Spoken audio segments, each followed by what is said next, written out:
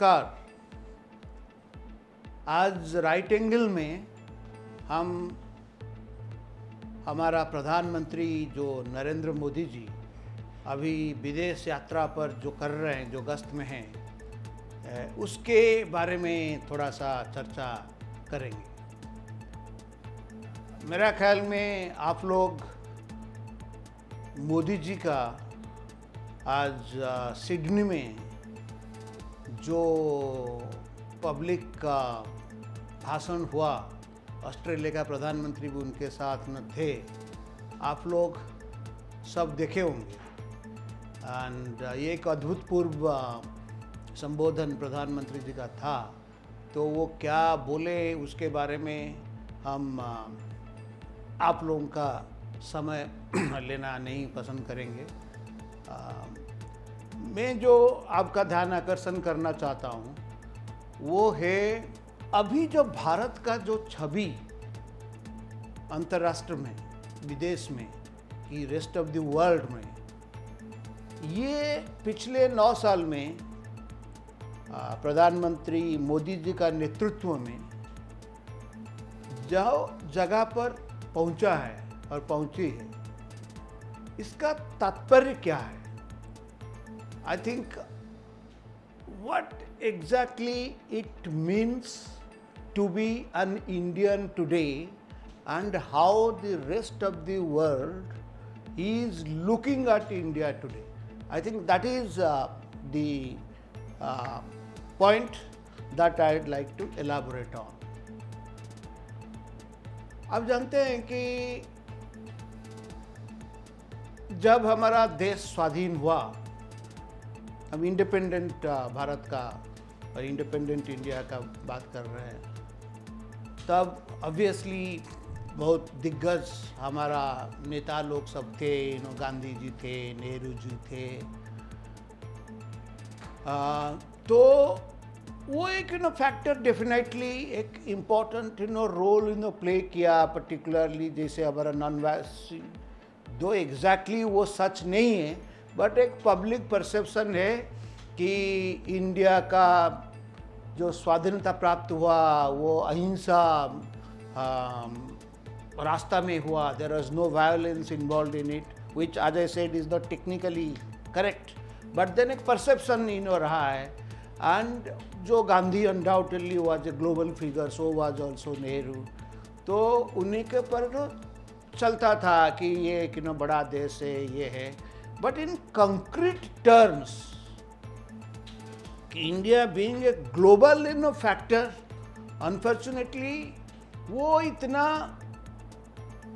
Strong नहीं था वो factor, in this sense that कि वो जो ग्लोबल डेवलपमेंट्स हुआ, चाहे वो कोल्ड वॉर हुआ, उसके बाद पर्टिकुलरली कोल्ड वॉर हुआ नियरली 30-40 ईयर्स वाला चला, वहाँ ठीक है, हम लोग बोलते थे वो नॉन अलाइंड मूवमेंट किए, बट वो नॉन अलाइनमेंट में और कोई और किस कंटेक्स्ट में मैंने कभी ये सब इसके पर लिखा है एंड इसके पर बोला भी है कि नॉन अलाइनमेंट एक्चुअली वो जो गोल्डन ज़ीरो बड़ा सुंदर लगता है देखने में, सुनने में, बड़ा बड़ा कॉन्फ्रेंस हो रहा था, बट उसका effectiveness was literally zero. It is a golden zero. नहीं तो नॉन अलाइन कंट्रीज़ के बीच में लड़ाई नहीं होता, कि नॉन अलाइन कंट्रीज़ में कोई भी एक वाइटल अगर समस्या कोई नॉन अलाइन कंट्री का था, यूनाइटेड नेशंस में कभी the rest of the non align country कभी वोट नहीं दे रहे थे। तो ऑब्वियसली इतना इफेक्टिवनेस नहीं था। एंड इसके लिए अनदर रीज़न था हमारा जो तत्कालीन जो लीडरशिप जो थे इंडिया का, तो वन ट्रेडिशनल क्रिटिसिज्म था हमारा फॉरेन पॉलिसी के ऊपर कि we are always a reactive country. जो बड़ा कंट्री जो बनता है, जो ग्लोबल लीडर बनने के लिए आपको प्रोएक्टिव होना चाहिए, आपको रिएक्टिव नहीं होना चाहिए। हम क्या करते थे, कोई भी एक समस्या हो गया, विश्व का एक समस्या हो गया, तो उसको हम पहले सोचते नहीं थे कि ऐसे एक समस्या होगा, और समस्या होगा उसके बाद देखेंगे हाँ क्या क्या स्टैंड लेंगे, ये सही है नहीं है। तो ये कभी रिएक्टिव, हर चीज़ को हम रिएक्ट करते थे, कभी प्रोएक्ट नहीं करते थे। ये एक हमारा मेजर लिमिटेशन था India being a global factor, but that's a long story. मैं 10 मिनट के अंदर पूरा फॉरेन पॉलिसी का इंडिया का तो हम चर्चा कर नहीं सकते हैं। मैं एक ब्रॉड पॉइंट चाहता था, ये एक नॉर्मल क्रिटिसिज्म था कि we are essentially a reactive country, not proactive country to be of any real significance in the global politics। वो हमारे पास वो सामर्थ्य नहीं था। एंड इसके लिए भी और भी रीज़न था, हमारा इकोनॉमिक का कंडीशन सही नहीं था। अर्लियर हमारा खाने के लिए भी सेल्फ सफिशिएंसी नहीं था। हम मांग रहे थे बाकी देश को, आपने देखे होंगे कैसे अमेरिका से खाना आ रहा था, व्हीट हम लोग मांग रहे थे। देन हमको लोग एक गरीब कंट्री के हिसाब से देखते थे, वो सब प्रोवाइड करते थे। बट अभी जो सिचुएशन है, अभी जब जो बोल रहा हूँ coming to cut it short, जो अभी क्या देखा गया है, अभी ये 9 साल में आपने जो भी बोलिए मोदी जी ने क्या किया है कि he has shown that India can also be A proactive country in the sense that global agenda जो इंडिया भी तैयार कर सकता है, एंड वो ग्लोबल एजेंडा तैयार करके बाकी जो दुनिया में कंट्रीज का ध्यान आकर्षण कर सकता है, एंड उसके लिए सपोर्ट भी गार्नर कर सकता है। एंड इंडिया का ये जो कंट्रीब्यूटरी रोल है टू एजेंडा सेटिंग, इसके लिए भी बड़े बड़े जो शक्ति हैं उनका जो सपोर्ट वो भी प्राप्त कर सकता है, एंड वही हुआ है। तो अब देखिए मोदी जी ने जैसे किया कि एक इंटरनेशनल सोलर अलायंस, अभी जो क्लाइमेट थिंग अभी हो रहा था, तो ये कंप्लीटली इंडिया का प्रपोजल था। तो इसमें अभी more than 100 countries have come joined hands together. तो मैं जैसे बोल रहा हूँ ऐसे ग्लोबल एजेंडा सबमिट करना, एंड देन लोगों का कि इम्पोर्टेंट कंट्रीज का ध्यान आकर्षण करना, इसी को बोलते हैं जो प्रोएक्टिवनेस, ये जरूर बढ़ा है।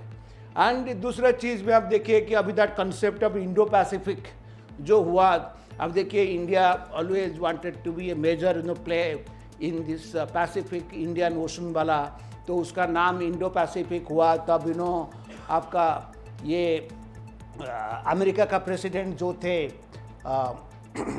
उन्होंने सपोर्ट किए पहले। देन अभी जो बाइडेन साहब हैं वो भी उन्हीं का सपोर्ट को जारी रखे हैं, तो जापान का सपोर्ट है। तो अभी जो हमारा जो गश्त जो किए थे प्रधानमंत्री जी, अभी इस कंटेक्स्ट में आप देखिए, वो पहले गए थे कि वो G7 कंट्रीज एक्चुअली जो ग्रुप होता है वो होता है ओनली विकासशील देश के लिए, मतलब विकसित देश के लिए, जो जिसको बोलते हैं डेवलप्ड वर्ल्ड, जिसमें अमेरिका है, फ्रांस है, ब्रिटेन है, जापान है, वो जो group of 7 developed countries. But उन्होंने इंडिया का इम्पोर्टेंस को देख के, that it is the leader of the developing world, ये concept that it is one of the leaders of the developing world, ये रियलाइजेशन जो होता है यूजुअली जो G7 कंट्रीज़ को आजकल इंडिया को भी निमंत्रण मिलता है। तो हमेशा हर G7, ये भी पिछले 9 साल में हमेशा मोदी जी के पास ये मोदी जी जाते हैं उसमें, एंड वर्ल्ड लीडर्स लोगों को चर्चा करते हैं। तो अभी जो टोक्यो में जो हुआ G7 में मोदी जी गए थे, but more important than even the G7 countries, उसके बाद जो क्वाड जो कंट्रीज है हमने जो अभी बनाए हैं, जो Australia, Japan, India and United states, उसका साइड में जो एक क्वाड समिट हुआ, ये क्वाड समिट के बाद प्रधानमंत्री दिन गए, ये फॉर द फर्स्ट टाइम हुआ कि जो पैसिफिक नेशंस होते हैं, आइलैंड कंट्रीज होते हैं, ऑस्ट्रेलिया और जापान के बीच में, कि ऑस्ट्रेलिया में एडजॉइनिंग एरियाज़ में like Fiji, Papua new Guinea, तो ये सब जो 14 आइलैंड कंट्रीज है, तो India and this Pacific island chains का एक ये पहला समिट जो मोदी जी ने ऑर्गेनाइज कराया, इंडिया ने ऑर्गेनाइज कराया। That's what I am saying, that these are all proactive measures जो अभी किया। एंड वहाँ प्रधानमंत्री गए थे, ये भी आप जानते होंगे, वहाँ इनका क्या सम्मान मिला एंड इन्होंने क्या किया, एंड देन इंडिया ने क्या किया है। जब आप प्रोएक्टिव बनते हैं, तब आप लेने से पहले क्या होता था, हमारा जो इमेज था हम लेते थे, बट आजकल क्या हमारा इमेज हो रहा है, बीइंग प्रोएक्टिव, हम भी दे सकते हैं। हम क्या दे सकते हैं? जैसे प्रधानमंत्री जी आज भी स्पीच में बनाए, इवन वो कंट्रीज में बोले इतना बड़ा कोविड हो गया तो मोर देन 150 कंट्रीज को हमने मेडिसिन प्रोवाइड कर रहे हैं। अभी जो फूड क्राइसिस जब हुआ यूक्रेन होने के बाद, क्राइसिस जो युद्ध के बाद वो और एग्रेवेट हुआ है, तो इंडिया जितना दूर संभव है काफ़ी कंट्रीज में ये भी मदद करता है भाई, सप्लाइंग फूड मटेरियल, एंड ये सब फ्री में भी दिया जाता है। थर्ड, कभी भी जब कोई नेचुरल डिजास्टर होता है, वो जो डिजास्टर जो मैनेजमेंट करने में इंडिया का बड़ा रोल रहा है, चाहे कोई सुनामी है, चाहे कोई अर्थक्वेक है। अभी देखे होंगे कि पिछले 2 महीने के पहले जो टर्की एक नाटो कंट्री है and it is quite a rich country also, तो वहाँ होने के बाद भी इंडिया सबसे जाके पहले पहुँच गया। जो रिहेबिलिटेशन हुआ, जो लोगों को जो इवैक्यूएट किया गया, वो देखिए उसमें भी इंडिया एक ज़बरदस्त रोल प्ले कर रहा है। देन आप ये भी देख सकते हैं आजकल क्या करता है इंडिया, कि